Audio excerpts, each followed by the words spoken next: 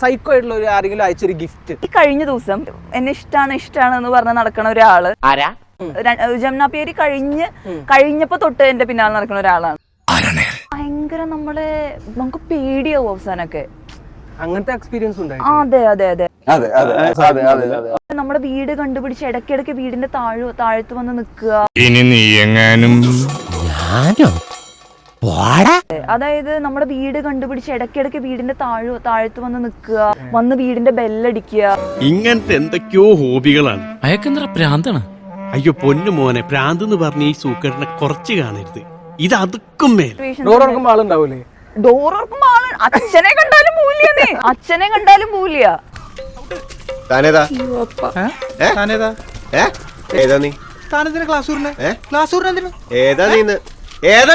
ഞാനും ഗായത്രി സുരേഷുള്ള മാച്ചിങ് ആണ്.